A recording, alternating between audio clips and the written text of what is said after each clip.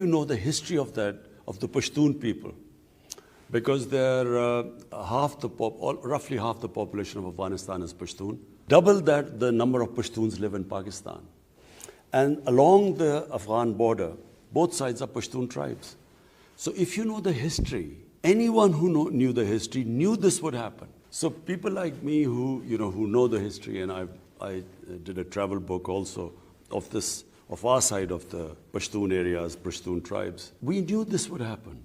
We knew that eventually there would not be a military solution because the people do not accept foreigners. They have resisted foreigners, especially if they are not Muslims. And the Pashtun tribes might fight each other, but when a foreigner comes, they get together. And then the second characteristic of a Pashtun is that they seek revenge. If there's someone is killed in their house, they will seek revenge. And to seek revenge, they will join the militants. So on this side of the border, exactly the same thing happened when we decided to become an ally of the US. Because the Taliban were Pashtun, sympathies for Taliban not because of the religious ideology, but because of the Pashtun nationalism. On our side of the border, we had for the first time the Pakistani Taliban.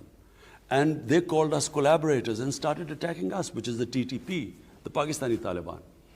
Exactly the same thing happened on the other side.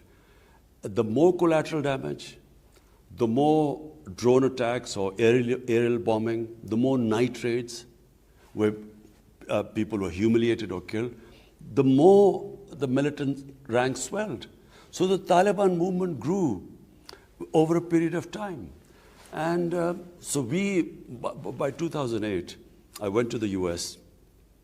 I addressed the think tanks. I met Joe Biden as a senator. I met John Kerry as a senator. And I explained to them.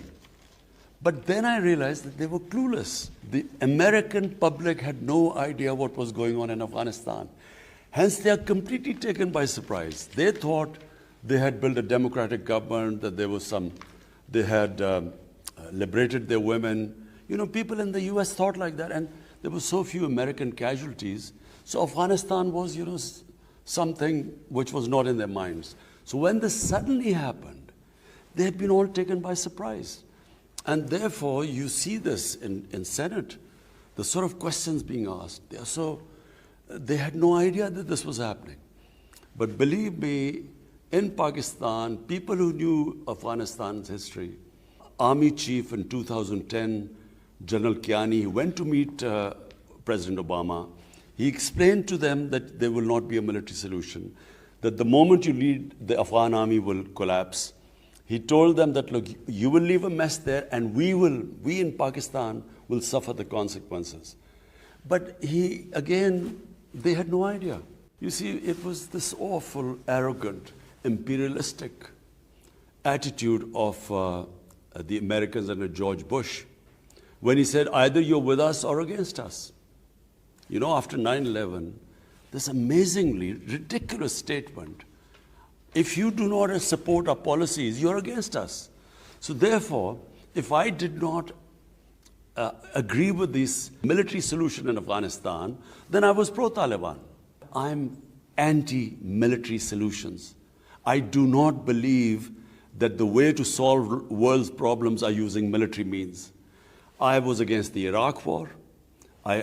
If there's an objective analysis done about what has happened in Iraq, I even objected to my own country using military means, for instance, in East Pakistan, when we used military to resolve the issue.